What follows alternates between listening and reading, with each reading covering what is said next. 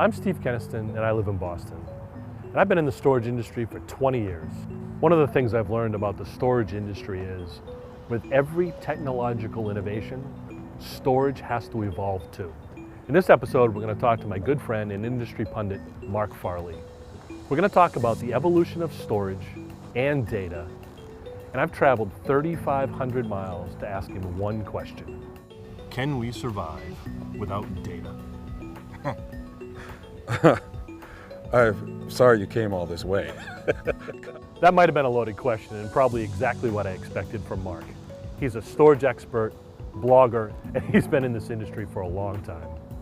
Tell me a little bit about how'd you get started in storage and data? There was Tricord. Do you remember the old Tricord company? Tricord had a really great storage engineer, a guy named Larry Asman, and he went on to start Xiotech and Compellent and all this. Larry's a terrific engineer, really good guy.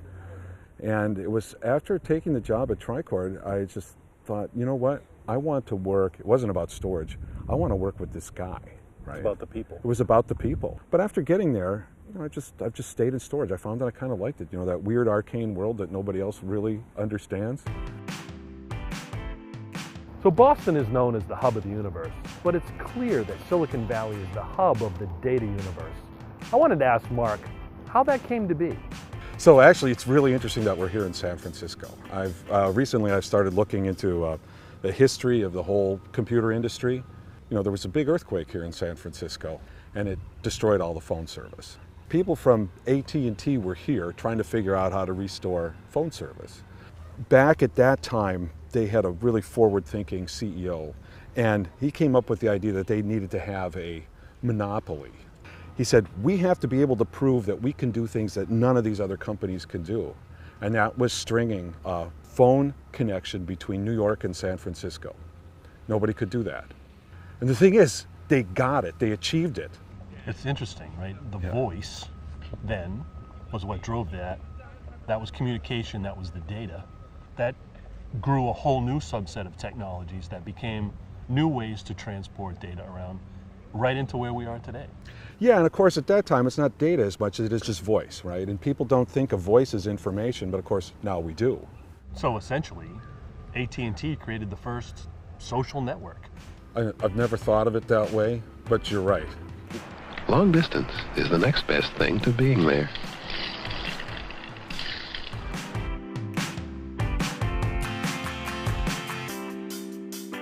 As we said before, every technological innovation has an impact on storage, and Marc shared his thoughts on that evolution. In the 40s, they started building computers out of vacuum tubes because they figured out that vacuum tubes could be like switches, you know, on and off. So they had this digital ability. So you went from vacuum tubes for amplification for a voice network to transistors replacing that, to miniaturization, to IC chips, and the rest is kind of history. The internet was built on, you know, the kind of the notion of client server. That's a good point, is that whole notion and twist of client server, and then you put in the application, you're creating data. Now all of a sudden the data, where do I put this data? Yeah. Traditional storage devices, we talked about how do I then protect it, and then you talked about how do we manage it, and where does it all go? Now it's going to the cloud, and it's only growing. It's every single day. It's massive. All of this leads us to the obvious question. Where does all the data go? Who has it? We have all of our data in one place, and we can never lose it. There is some downside to that too. You know. For example? Well, all our data in the cloud where somebody else can get at it. So now we talk about security, privacy. Privacy, yeah.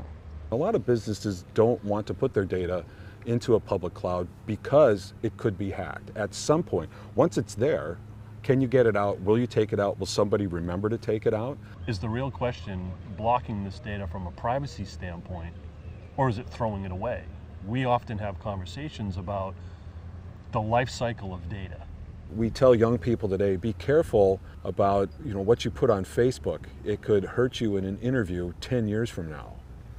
Really, is that fair? Thank God the internet wasn't around when we were kids. Yeah, what happened 30 years ago stays 30 years ago. 30? Next, Marc took me to a place that he defines as the modern use of data. Genentech. one of the leading biotech companies, genetic engineering companies. They're in the center of everything healthcare related to what's gone on the last 20 years and probably what's going to go on the next 50 years in this business. Genetic engineering for every single person on the planet. Yeah, it's the big thing in cancer treatment, right? It's a customized, personalized treatment based on your genome. And we've seen a lot in the news about what they've done with just sequencing the human genome and what it used to cost decades ago in the hundreds of thousands to $5,000 today. And some of the biggest problems they have with gene sequencing is just storing all of that information. Where does it all go? Yeah, it goes into massive disk farms. Their business is trying to find the next thing. And so they bring data in, they amass all of this stuff, they do work on it, they drop it, they go to the next thing.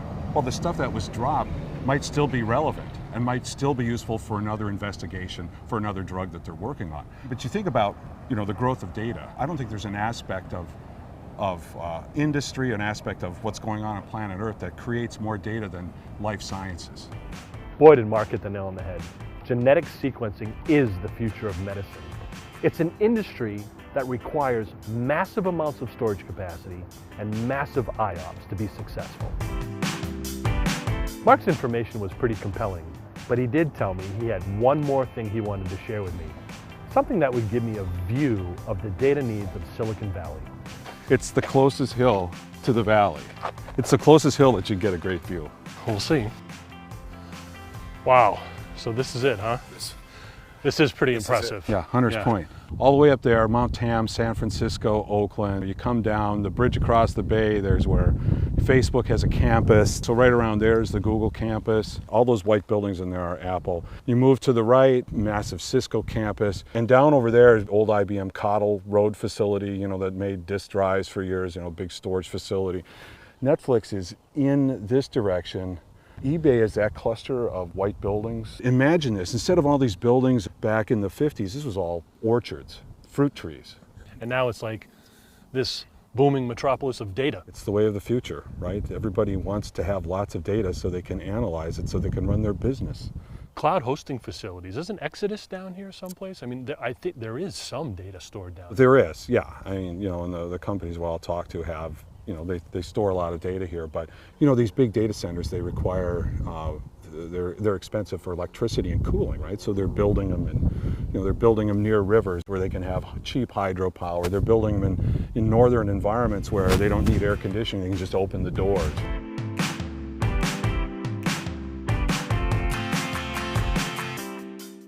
We've talked a lot about the evolution of data, and one of the hottest topics in this industry is the acquisition of EMC by Dell. And I think what we're going to see over the next 3 or 4 years is everybody's going to be targeting EMC customers, the largest install base in the industry, which is like spreading fertilizer in this industry. It is all about the software.